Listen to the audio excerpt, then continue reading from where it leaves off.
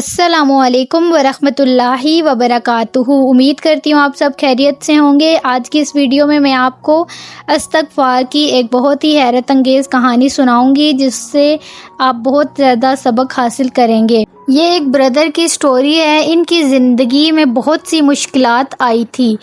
وہ کہتے ہیں کہ وہ ایک یتیم تھے اور انہوں نے اپنی زندگی کا بہت سارا وقت محنت مزدوری میں گزارا تھا، مگر ان کی آنکھوں میں ہمیشہ خواب تھے، خواب تعلیم حاصل کرنے کے، خواب کسی بڑے مقصد کے اور خواب کچھ بڑا کرنے کے۔ وہ کہتے ہیں کہ میرے حالات خراب تھے کہ میرے پاس کتابیں خریدنے کے لیے بھی پیسے نہیں ہوتے تھے، مگر وہ کہتے ہیں کہ میں نے کبھی ہمت نہیں ہاری۔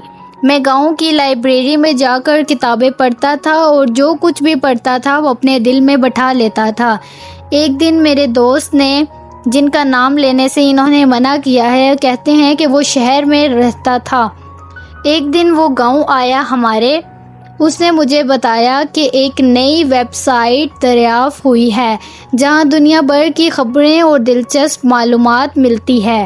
میں نے یہ سن کر بہت خوشی ہوئی، کیونکہ میں نے کبھی ایسی ویب سائٹ کا تصور بھی نہیں کیا تھا۔ اس نے ان کو اپنے موبائل فون پر ویب سائٹ دکھائی اور اس کے مختلف سیکشنز کے بارے میں بتایا۔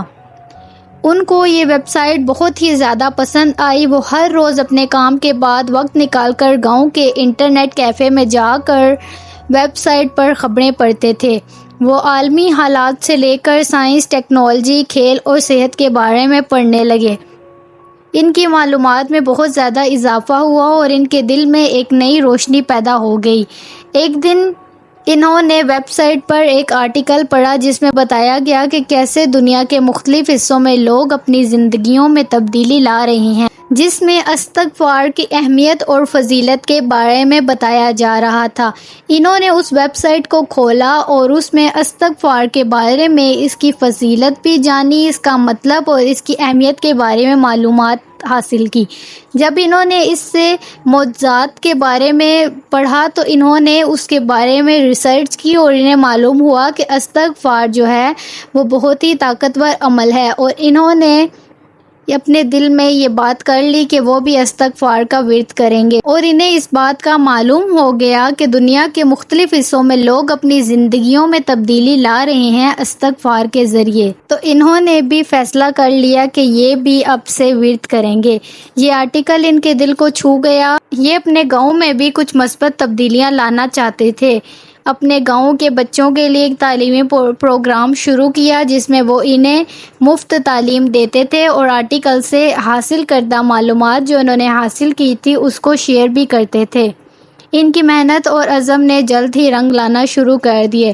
گاؤں کے بچے نہ صرف تعلیم حاصل کرنے لگے بلکہ دینی تعلیمات میں بھی دلچسپی حاصل کرنے لگے۔ ان کا خواب تھا کہ وہ اپنے گاؤں کو ایک مثالی گاؤں بنائیں جہاں ہر کوئی پڑھا لکھا ہو اور ہر کوئی خوشحال ہو۔ وقت گزرنے کے ساتھ یہ محنت نہ صرف گاؤں کے بچوں کی زندگی بدلنے لگا بلکہ پورے گاؤں کی تقدیر بھی بدل گئی۔ ان کی محنت کو گاؤں کے تمام لوگ سراہنے لگے اور ان کے مشن میں ان کا ساتھ دینے لگے۔ گاؤں میں تعلیم کا معیار بہتر ہو گیا اور لوگ دینی تعلیم کی طرف بھی رجحان کرنے لگے۔ یہ کہانی ہمیں سبق دیتی ہے کہ ہم سچے دل سے کسی مقصد کے لیے محنت کرتے ہیں تو اللہ تعالیٰ بھی ہماری مدد کرتے ہیں۔